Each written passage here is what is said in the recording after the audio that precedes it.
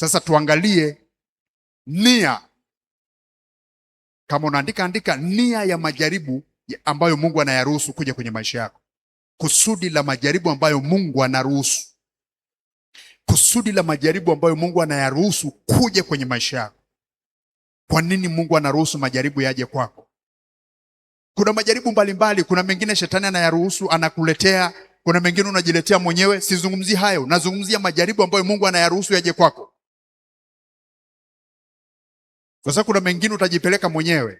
Kuna mengine ni wewe mwenyewe umetengeneza mazingira na akakuletea shida. Lakini kuna jaribu Mungu anaruhusu kuja kwako kwa lengo. There is a purpose kwa nini Mungu anaruhusu hilo jaribu. Kwa hiyo nisikilize kwa makini. Ukielewa hii kitu itakusaidia sana. Nia ya Mungu kukujaribu ni nini? Kusudi la Mungu kuruhusu jaribu kwako ni kitu gani? Ya kwanza.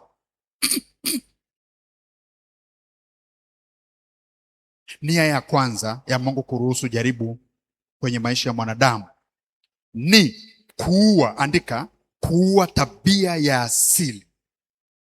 Nia ya Mungu kuruhusu jaribu kwenye maisha ya mwanadamu ni kuua tabia ya asili. Ni kuua tabia ya asili ambayo ni kikwazo cha kumzuia Mungu kujifunua kwenye maisha yako.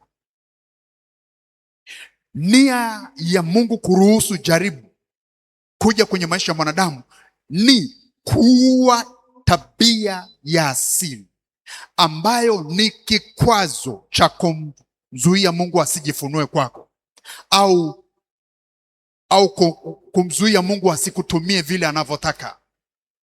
Kwa hiyo nia ya kwanza ya kusudi ambalo Mungu ya jaribu ambalo Mungu anaruhusu kuja kwako ni kuua tabia ya asili. Hebu sema tabia ya asili. Hebu sema tabia ya asili. Kila mtu ana tabia ya asili ambayo inamsumbua, na Mungu anataka ife hiyo tabia, kwa sababu hawezi kukutumia kwenye mapenzi yake ukiwa na tabia hiyo ya kwenu, ukiwa na tabia hiyo mbaya ulionayo. Ni ngumu. Ili uwe hiyo kiburi ulionayo, ili uwe hiyo hali ya kujisikia ulionayo, hiyo hali ya kuwadharau wengine ulionayo, lazima akupitishe kwenye moto, akuchonge, akuondolee hiyo shida ulionayo ambayo imesimama kama kikwazo cha kumzuia Mungu. Kiburi ulionayo, Mungu hawezi kukutumia ukiwa na hiyo kiburi chako, ataiua kwa njia ya majaribu. Kwa nini? Kwa sababu hata ukisemeshwa na mtu kuhusu kuacha hiyo tabia, huwezi kumuelewa. Lakini Mungu atakachokifanya atakupitisha kwenye moto, atakupitisha kwenye jaribu. Kazi ya hilo jaribu ni kuhakikisha inaponda hiyo kiburi, inavunja hiyo kiburi, inaua hiyo kiburi ya asili inayokusumbua, hiyo kiburi cha uzima ambayo inakusumbua, hiyo hali yoyote ambayo unajisikia, hiyo tabia mbaya ulionayo, lazima ipitishwe kwenye moto, unyooshwe. Baada ya hapo anatoka mtu mwingine ambaye Mungu anaweza akamtumia. Hiyo ndio nia ya jaribu. Linakuja hilo jaribu. Ndio maana sio kwamba Mungu anakujaribu, sio kwamba Mungu anaruhusu jaribu kwa sababu anakuchukia. Lakini anataka kukutumia sawa, anataka kukupeleka viwango fulani sawa, anataka kukupeleka huko unakotaka, anataka kujibu hayo maombi yako. Lakini akikucheki kwenye darubini yake, hakuoni kama unaendana na hicho kiwango, hakuoni kama unafaa kutumika katika hizo standard ambazo yeye anataka. Anachokifanya, anahakikisha huyu mpitishe darasani, mpitishe kwenye jaribu, umchonge, umnyenyekeshe, umuondolee hiyo mambo ya kwao yanayomsumbua, hiyo kiburi ing'oke ndani yake. Baada ya hapo atakuwa tayari kutumika kwenye ufalme wangu. Kwa hiyo ndio maana Mungu anaruhusu jaribu. Kwa anaruhusu jaribu ili kuua tabia. Hebu sema tabia. Hebu sema tabia. Tabia. Jana nilikuwa nazungumza nikakwambia kwamba tabia ni kitendea kazi kwenye ufalme wa Mungu. Mungu anavyotaka kukutumia anahitaji tabia. Anahitaji kitu gani? Anahitaji tabia. Na kwa sababu anahitaji tabia, kama aoni hiyo tabia ndani yako, atakupitisha kwenye moto. Atakupitisha kwenye moto mpaka utakapochongeka, utakapokaa sawasawa, ndipo atakapokuwa tayari sasa kukutumia. Haleluya, haleluya, haleluya. Hiyo ndio kazi ya kwanza, au ndio shabaha ya kwanza ya jaribu. Kwa ukiona Mungu ameruhusu jaribu kuja kwenye maisha yako, ni muhimu zaidi kupeleleza ni nini Mungu anataka nijifunze, kuliko kubishana nayo, kwa sababu kibishana nayo ni kwa hasara yako, kwa sababu utachelewa sana kuvuka hapo. Lakini ukifungua masikio yako ya ndani kwamba Mungu nifundishe, Mungu nisaidie nielewe, unakusudia nini kwangu, ni nini unataka nijifunze, nisaidie. Maana the more unavyokuwa haraka kuelewa kile ambacho amekukusudia, ndivyo ambavyo una shorten, unapunguza ule muda wa kukaa kwenye jaribu. Lakini kama masikio ya ndani ya kiziba, maana yake utachukua muda mrefu sana kukaa kwenye jaribu. Sio kwa sababu Mungu hayupo, lakini kwa sababu haujawa makini. Masikio yako ya ndani yameziba, na Mungu anataka masikio yako ya ndani yawe sharp kuelewa kile kitu ambacho Mungu anataka ukielewe, ili kusudi uweze kuvuka haraka. Kwa hiyo kuvuka kwako haraka inategemea ni kwa kiasi gani unakuwa mwepesi kusikiliza sauti ya Mungu, kuelewa kile yeye anataka ukielewe. Ili mwalimu akupongeze kwamba umefaulu mtihani, ni baada ya kuelewa maswali aliyokupa na ukafanya vizuri. Atakupa mrejesho kwamba umefaulu. Kama unataka kwenda hatua nyingine unaenda. Lakini kama unakuwa mgumu kuelewa, utaendelea kubaki kwenye darasa moja, hauvuki. Kwa nini? Kwa sababu nia ya mtihani ni kukupima kwamba umeelewa somo. Na mtihani wa Mungu ni jaribu. Mtihani wa Mungu ni nini? Ni jaribu. Kwa anakuletea mtihani. Ukifaulu unavuka, ukifeli rudi darasani mpaka utakapoelewa. Bwana asifiwe. Bwana Yesu asifiwe. Hebu sema tabia ya asili. Watu wana viburi, wana tabia za ajabu ambazo hazifai mbele za Mungu. Mungu hawezi kukutumia. Akikucheki tu unaweza kusema, lakini mimi mbona ni mwema tu mimi. Wewe Mungu anakujua kuliko unavyojijua. Akikucheki tu kwenye darubini yake anasema kuna kitu nakiona kwako hakijaondoka. Japokuwa unajifanya mnyenyekevu sana unavyokuwa kanisani, lakini unavyokuwa na watu wengine huko mtaani, ndio wewe huyu wa kanisani au ni mtu mwingine? Hapo ndipo Mungu anakuona ukijichimbia wapi, anakuona. Kwa hiyo tabia yako anakuona ukiwa peke yako, anakuona. Kwa kuna namna fulani unaweza ukajihesabia haki ukasema ila mimi sina shida na mtu. Mimi sina shida na mtu. Mungu anakuona una tatizo kubwa sana. Naongea na mtu mmoja. Bwana Yesu asifiwe sana. Kwa anaua tabia. Hebu sema tabia ya asili. Anaua tabia ya asili ili uwe tayari kutumiwa na Mungu kwenye viwango anavyotaka yeye. Tofauti na hapo ni ngumu sana. Tutakwama sana, tutaomba maombi mengi sana, lakini kama tabia ya asili inatusumbua, tutakwama kwa muda mrefu. Watu wanasumbuliwa na matabia yao kutoka huko sijui huko alikolelewa, matabia ya ajabu ambayo yanamzuia Mungu kabisa asiweze kututumia vile yeye anavyotaka kututumia. Unajua, ngoja nikwambie kitu. Wewe ulizaliwa ukiwa mtu mwema sana, ila mifumo na mazingira yako ya makuzi yalikutengenezwa kwa kiumbe kingine kabisa, na ikakutengenezea limitation. Ndio maana Biblia inasema kwenye kitabu cha Yeremia 2 mstari wa 21.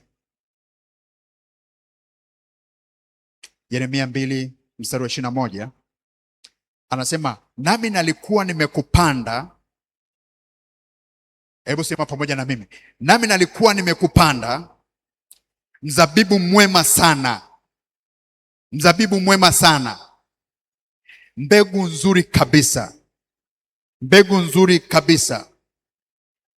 Umegeukaje basi kuwa mche usiofaa wa mzabibu mwitu machoni pangu? Mungu anauliza, mimi nimekupanda ukiwa mzabibu mwema, ukiwa mbegu ya mzabibu mwema. Tena ni mbegu nzuri sana nilivyokupanda. Lakini anashangaa akikutazama haoni tena ile mbegu nzuri aliyoipanda. Kwa nini? Kwa sababu mifumo na namna ambavyo tumelelewa ili tu format ikatutengenezea mambo ya ajabu. Ukajikuta umeiga tabia za ajabu na ikakuwekea mipaka na ikazuia kile kitu kizuri ambacho Mungu amekuwekea ndani kisiweze kuchanua. Na ghafla tukajikuta tuko tuko mahali ambapo hatuwezi kuvuka, hatuwezi kutumiwa na Mungu, kwa sababu tayari akitutazama kwa jicho lake haoni tena mzabibu mwema, anaona mzabibu mwitu. Kwa nini? Kwa sababu tulipokuja duniani tulikutana na mazingira tuliyokutana nayo, tukafundishwa tulichofundishwa, tukaiga tulichoiga, ikatutengeneza kuwa watu wa ajabu ambao hatuwezi tena kufaa kutumika katika viwango vile Mungu ambavyo anavitaka. Naongea na mtu mmoja. Bwana Yesu asifiwe sana. Bwana Yesu asifiwe. Na ndio maana tunahitaji Mungu anahitaji kuua hiyo kitu kilichoua ile potential. Anahitaji kuiua. Inaitwa tabia ya asili ambayo inatusumbua. Tabia ya asili. Kitabu kile cha Wakorintho wa kwanza mlango wa 2 na mstari ule wa 14. Tabia asili ni kitu kibaya sana. Tabia asili ni kitu kibaya. Kimetutesa, kimetufanya tuwe na maisha tulionayo ambayo wakati mwingine wewe mwenyewe unaona kabisa hapana. Hapana. Wakorintho wa kwanza mlango wa 2 mstari wa 14, Biblia inasema, basi mwanadamu wa tabia ya asili, sema pamoja na mimi, basi mwanadamu wa tabia ya asili hayapokei mambo ya Roho wa Mungu. Sema pamoja na mimi, hayapokei mambo ya Roho wa Mungu, maana kwake ni upuuzi, wala hawezi kuyafahamu, kwa kuwa yatambulikana kwa jinsi ya rohoni. Sasa unaona, Biblia inasema kabisa mwanadamu wa tabia ya asili ni changamoto. Hawezi kukubaliana na mambo ya Roho wa Mungu. Tabia ya asili inakuwekea kikwazo, inakuzuia wewe kuyafahamu na kuyaishi yale mambo ya rohoni. Kwa nini? Kwa sababu kwa mtu wa tabia asili mambo ya Mungu ni upuuzi mbele yake, ni ujinga mbele yake, ni mambo ya kipuuzi, ni mambo ambayo hayana mantiki kwake. Kwa nini? Tabia asili inakupa kiburi cha uzima. Unamdharau na Mungu, unadharau kila mtu, unaona kama vile wewe ni mjanja sana, unajua kila kitu. Tabia ya asili inakuboost, inakufanya ujisikie, ujione kwamba wewe unafaa sana kuliko kila mtu. Inakufanya ujinue. Tabia ya asili inakufanya udharau kila mtu isipokuwa wewe. Unajiona tu wewe peke yako ndio unastahili, lakini wengine wote hawana maana. Unadharau mambo ya rohoni, unayadharau na kuyapuuza. Hiyo ndio tabia ya asili. Tabia ya asili inakuzuia usitende mapenzi ya Mungu. Tabia ya asili, sema tabia ya asili inakuzuia uweze kutenda mapenzi ya Mungu. Na ndio maana ili Mungu akutumie, akikucheki kwa darubini yake, anaona tabia asili bado unayo.